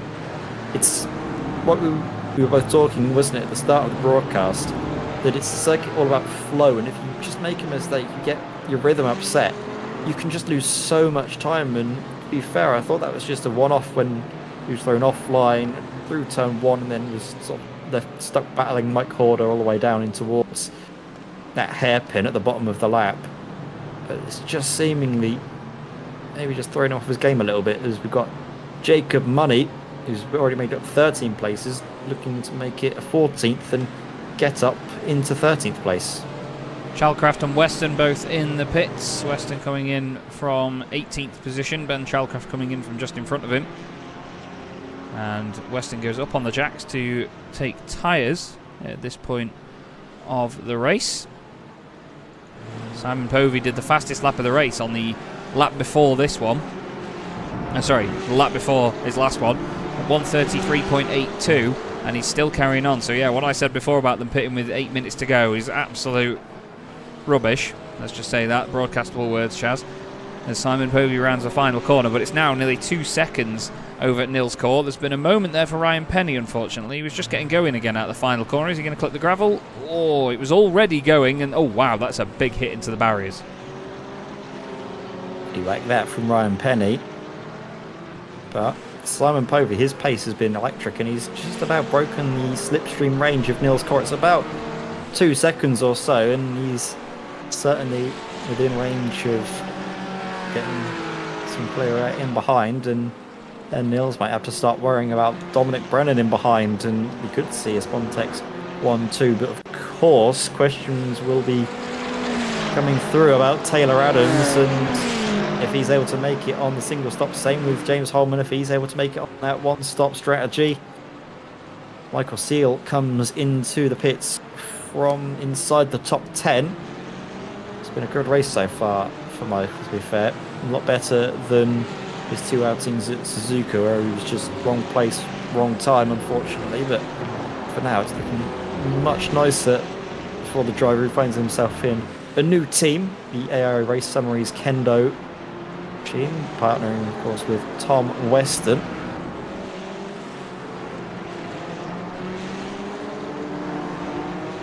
Just again looking at the times to see if anybody's really setting any blinding laps at this point, and I can't see anybody that's really stepping out from others in terms of the times. But look at the lighting here now. I love this part of it where we're really in the twilight, but you can tell where the headlights are starting to illuminate the circuit and the way that the lights work here in iRacing. It is very pretty, a lot prettier than it was, and our day-night cycle is pretty spot on. There's just certain circuits where the shadows don't quite work and the circuit goes all janky, but I love it when it's like this. It's light enough to see the cars and appreciate all the reflections and the different spec maps and colour schemes on the cars, but at the same time you've got enough, well, it's dark enough for the headlights to have a big effect. As Dominic Brennan comes back out the pits, and where is he going to be in relation to all of these drivers around him? Arthur Thurtle is only just coming down the start-finish straight. This has not worked out for Arthur at all. Dominic Brennan is a good 8 or 9 seconds in front of him here, Ed. So what is that going to mean when it comes to the likes of Simon Povey and Nils Core? Wow. Yeah, that's very good, though, for Dominic Brennan to be out ahead of Taylor Adams, who is one of the drivers that we're expecting to be making the one-stop strategy work. So this could be Taylor Adams still getting a good result, but maybe not the first or second place that we were expecting or maybe imagining he could find himself in. However, James Holt, he's still in with a shot. Now, Simon Povey, we did say needed to get that gap to around about 20 seconds. He's getting close to having that sort of breathing space to James Holman, so it might be closer than you think in terms of where James will find himself in behind or maybe out ahead of Simon Povey. Should, of course, Simon need to make another pit stop. He's been biding his time. I think from the rate he's been pushing, though, I'd be very surprised to see him not need another pit stop, because Simon's been pushing just fastest lap upon fastest lap on our timing sheets.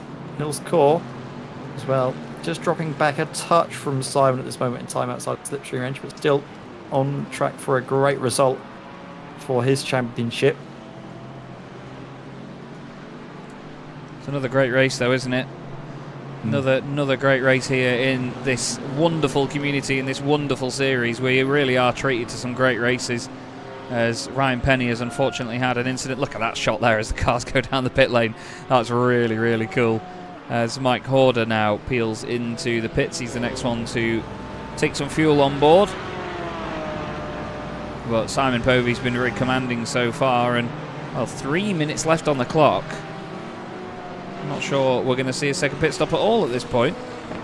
He's doing wonders with it, but it's just going to be a splash and dash, I think, for him and Nils Core. Nils is wrangling that BMW. Look at that. Floats it round the left-hander. That was epic to watch.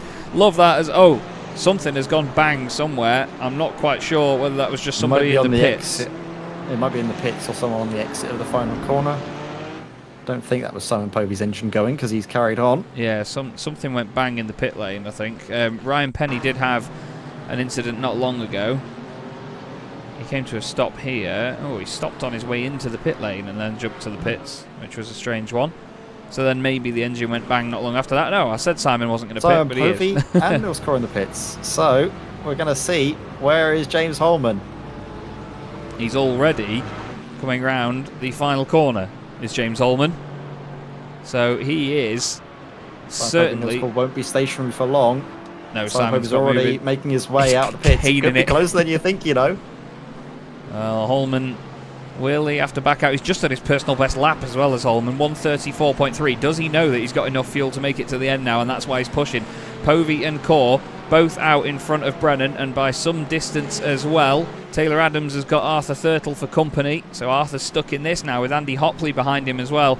So these drivers that have made this one-stop strategy, they have made it work. There's 2 minutes left on the clock now. It's a minute and a half for a lap, so we're only going to have one more lap after this as well. James Holman will be happy, because if you ever cross the line with, say, like 1 minute and 35 seconds left over a 1 minute 34 lap, you'd be raging. But he's still going to make it work for one more lap. Let's go on board with him, see if we can hear anything in terms of fuel saving from him. Sounds like he's short shifting a bit there. There's a lot of lifting mid-corner as well. He could definitely go a bit quicker through there, I'd say. Yeah, he's not quite pushing flat out, is he? He's around about, through some of these corners, maybe 80%, just letting the speed drop by lifting off rather than getting onto the brakes and then getting on the accelerator on corner exit. Just again, keeping the momentum through each corner. And now he's committing to... Ooh, Hopley. Hopley's overtaken Thurtle. He's ahead of him. Is Arthur pushing too hard, maybe? Or is he at a slowdown? Slowdown penalty, isn't it? Could have been a slowdown penalty from something, yep. Not sure where you can pick up a slowdown penalty around here, actually. There's the corner before that, the left-hander. I think you said it was called Revolver earlier on. Yes. The left kink. If you do put your wheels too far over the left-hand side of the curb there, you can pick up a slowdown. It's a really harsh one. It's very weird. But this man... Harsh indeed. Yeah, this James Holman could be on for a great result here. Obviously, this is going to be the final lap of the race. So he's committing to it. Simon Povey just about 4 seconds back and do nothing else but watch James Holman with a wonderful strategy take his first race victory of the season. It shows you the contrast, doesn't it, as well, because you've had Holman, who started down in 5th place.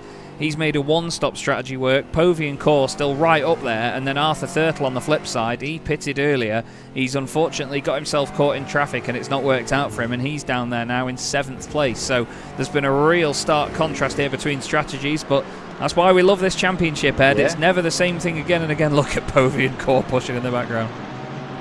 I'll tell you what, we look at James Holman, his qualifying pace was very similar to Simon Povey's, and the difference of the one-stop strategy, how slow you have to be compared to the two-stop strategy, is going to be around about 3 seconds, so not a huge amount. But James Holman, as he comes through the final corner now, will take the race victory, and what a victory it was. Clever head he's got on his shoulders to make that strategy. Yep, round 4 of the Sim Racing Magazine GT4 Winter Tour goes to James Holman, Simon Povey second, Nils Core in third, Dominic Brennan with a great 4th place for Spontex CDM Esports on Wrap. They open up their championship lead in the team's championship. Taylor Adams recovers really well from 13th on the grid. He continues his championship charge. He's ahead of Andy Hopley. Arthur Thurtle will be devastated after that one. Is Guy Edwards going to beat Gary Toll to the line in the Porsche? Gary's going to take some solid points away from this evening, but it's going to be Guy Edwards that beats him there. Or is he? No, I don't think he is, as Guy Edwards' car just conked out of fuel. Gary does take 8th place. He beats him to the line.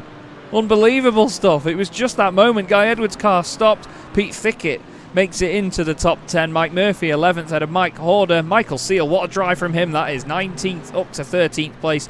Andre Mayerek, and Jacob Money scores one of the hardest earned points. Or does he? No! Oh, he's run out of fuel. I had to say it. I'm so sorry, Jacob. And that was an instant curse of the commentator. That was vicious, Chaz. Give money. Having an absolute nightmare on Halloween. Running out of fuel just at the line. He's going to lose another place, I think, as well before the line, because the finish line is there. And, yeah, Kim Such beats him to the line, but Heinz Mayer and Tom Weston do not. But James Holman, what a great drive that is for him. And RD Simsport, yet again, showing us how to work a strategy here in the Sim Racing Magazine GT4 Winter Tour. And you can see Simon Povey there, as a mark of respect, is sort of pushing him back to the pits as a congratulations. I love that. Great camaraderie between these guys. And Simon Povey we'll certainly respect that Holman has made that work. That's a great effort. Yeah, that was certainly no small effort needed to get that car to last as long as it did on just 2 tanks of fuel. Wonderful stuff there by, well, not only James Holman there, but also Simon Povey. His pace was absolutely immense around here, and it's just the strategy that was able to best him. No one else could really match him for pace at all. So this is going to be great for Simon in terms of the championship. Had sort of a topsy-turvy second round of the season. Obviously rounds 2 and 3. Round 4 though, still some great points on the board and important for the championship. Yeah, definitely was. Another great race in the books, and it's Holman that takes the win from Simon Povey and Nils Kaur. Great podium yet again. Dominic Brennan in 4th place ahead of Taylor Adams. Really good drive to 5th. Andy Hopley, maybe a bit of a lonely race for him, but 6th place is still very solid championship points. Next up was Arthur Thurtle with Gary Tall in 8th place and Guy Edwards in 9th, just losing that place at the end. Pete Thickett completes the top 10 and his first drive tonight in the Aston Martin, so he'll be happy that he changed. Mike Murphy finishes ahead of his namesakes Horder and Seal in 12th and 13th. Andre Mayerek is in 14th, with Ben Chalcraft scoring the final point there ahead of Kim Such and Jacob Money. Heinz Mayer finishes in 18th, with then 19th place Tom Weston. Ralph Mayer completes the top 20 ahead of Adam Watson, and then we have the cars that were 1 lap down or more. Philip Hopley, Toby Johns and Ryan Penny, Matthias Pentila, Mark Johnson and Nico Minardi. So, Jacob Money says auto fuel gave him 1 lap of fuel, not 2 laps, so that's why he ran out just at the end, and that's the thing, it can be those tiny margins, can't it sometimes, Ed, that make or break your race. Yeah, it's just, again, so close. You can see actually how bright it was earlier on in this race compared to how it finished. Well, that was after the halfway point as well, actually. That was, yeah, you can see the headlights on, so it got dark very quickly. I tell you what a race that was. And I see we've already got someone in to have a quick chat to us about what a race that was. We absolutely do. James Holman, race winner again here on Sim Racing Magazine. James, talk us through that one, mate, because you must be over the moon for the strategy to have worked. Yeah, it was pretty much the most boring race I've ever done. Just lifting from 200 metres in and lifting in every braking zone that I could. But I pulled the Chris Smith / Callum Brandt strategy book out, and I thought, I think it might be possible. And my speed's just not quite there in the Aston yet. So the only way I could win in an Aston was by a bit of a tricky strategy call. So I was very happy to be sat behind Gary Tall and Andrew Hopley. To be honest, they made my race easy because it was just I was able to sit in their toe, just lift even earlier than I could, and I was able to stretch that first stint to lap 20, and that was the key to the win. So thanks to Chris as well, because I was asking him all kinds of numbers. He was in the chat with us there, and I was saying I knew what my flat out fuel number was, and I was just asking him how many laps do I need, and I was like, this is looking good, and very happy. Absolutely. And what's it like coming to Okayama again? I was saying at the start of the broadcast, it's a circuit that a lot of us know quite well because you often race it in the rookie series in the officials on iRacing. Is it one that you enjoy? Yeah, it's a little bit Mickey Mouse. I knew it was going to be a slower average speed race, so that was kind of what opened the book to me for the one-stop strategy. So I just thought, because it was that little bit, especially that last part of the lap is very, very, slow. But I don't mind the track. I did a 24-hour there with the lads there in a Renault Clio there about a month or two back. So that was good fun as well. So I've done a lot of laps of Okayama recently, but. More so than I would normally would. It wouldn't be my go-to track, but good fun nonetheless. Well, that's the thing, isn't it? It's all about having a bit of enjoyment out of it at least, and some solid championship points for you. Now, talk to me about next week, because Bathurst Mount Panorama beckons. Is that a circuit that you think you can get a solid result at as well? It's going to be a very unique race, isn't it? Yeah, I love Bathurst. Great track. I'm not the quickest there. I've never really been the quickest there, but I love sanding over the mountain. It's great fun. I'd imagine it's going to be good crack, and I don't think a one stop will be possible there with the long straight somehow. I think it is an endurance race, isn't it, next week? Yes. Am I right? Yeah. So no, I don't think a one stop will definitely be possible there. So I think Mr. Povey will be quite worked up after.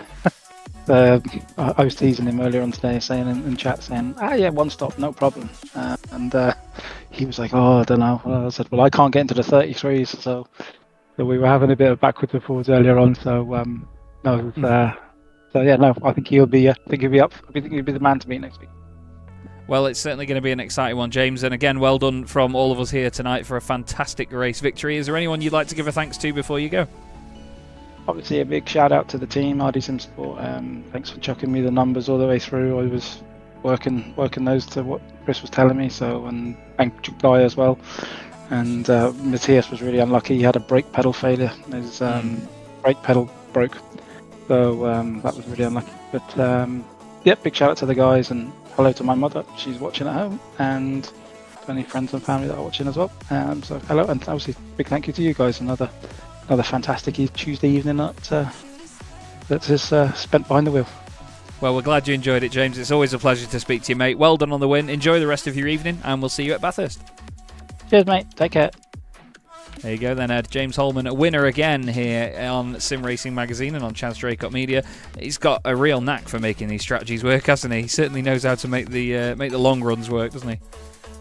Yeah, it really does, and it's something that's great to see. Obviously, the changing strategies working in drivers' favours, and sometimes it's just about being able to execute it and having to know how to do it. And obviously, there's plenty of that at RD Sim Sport.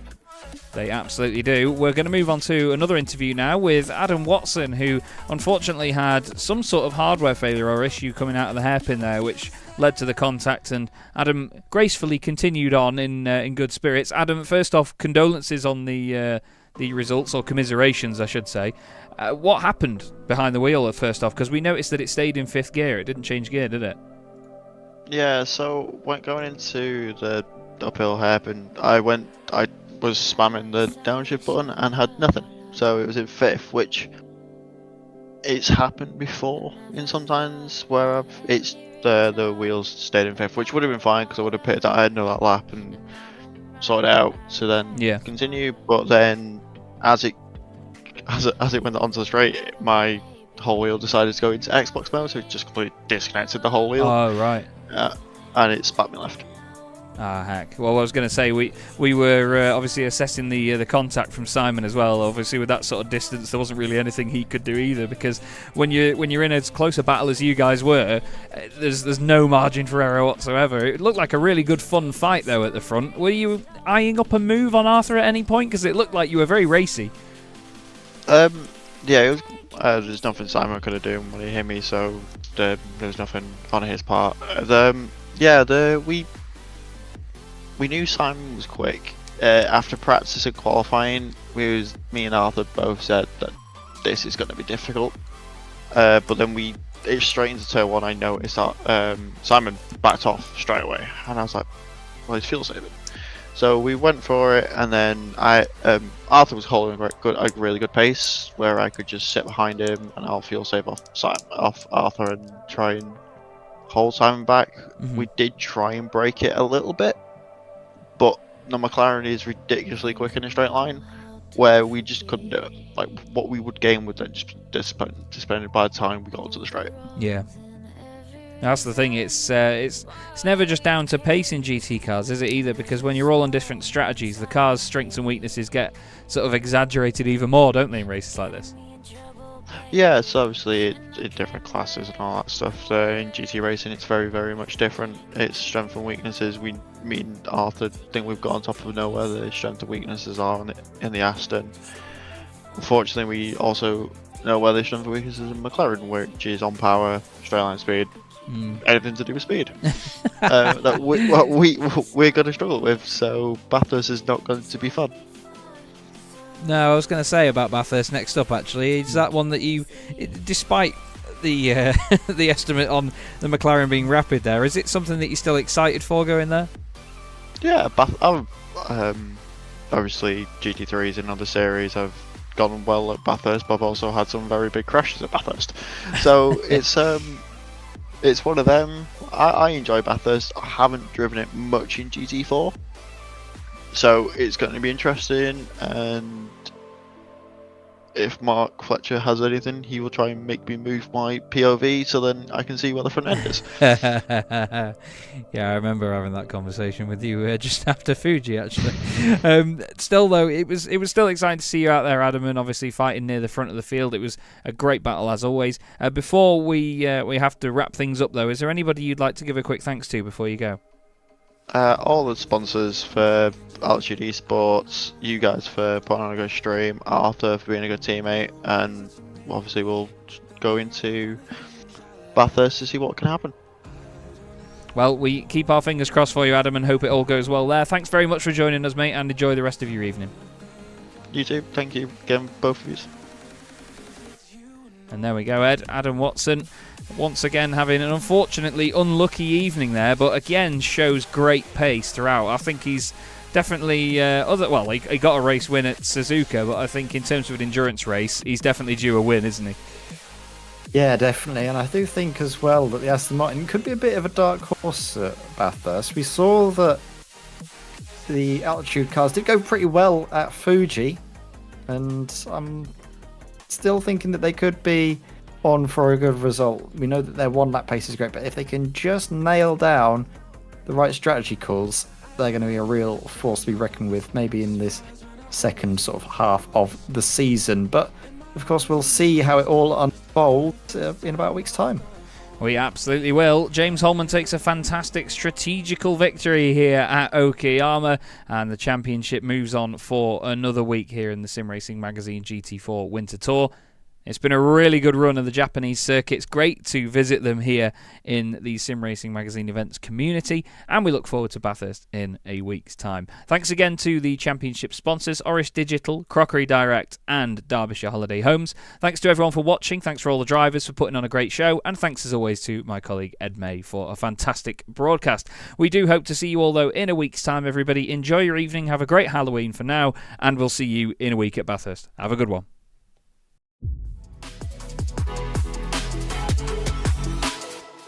4 French drivers at the French Grand Prix trying to win this on the final lap. The 3 wide again, Guillaume down the inside. Guillaume moves across, they're both in front of Milan and But Pouget. before you know it, we find ourselves here in the very final race of the competition. And then they see truck racing and they think, this is crazy. You know, these are 5-ton machines, 1,200 horsepower brake. Oh, look at that switchback. Oh, he's been loved and a terrific show out.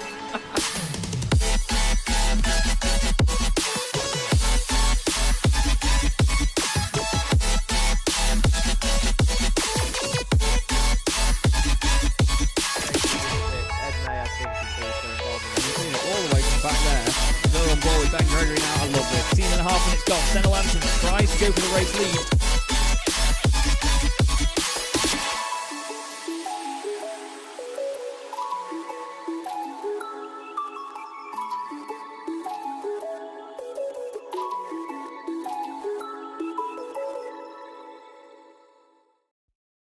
Racing isn't easy, but experiencing it is.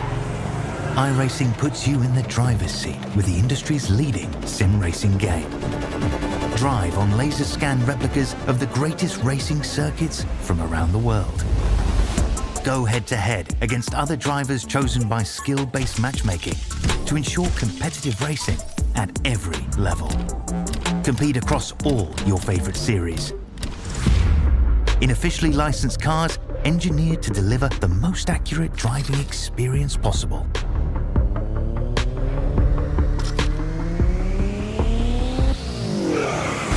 Join a race or host your own with players from across the globe. Race against the computer or in a league with friends. Feel the thrill behind the wheel. Visit iRacing.com.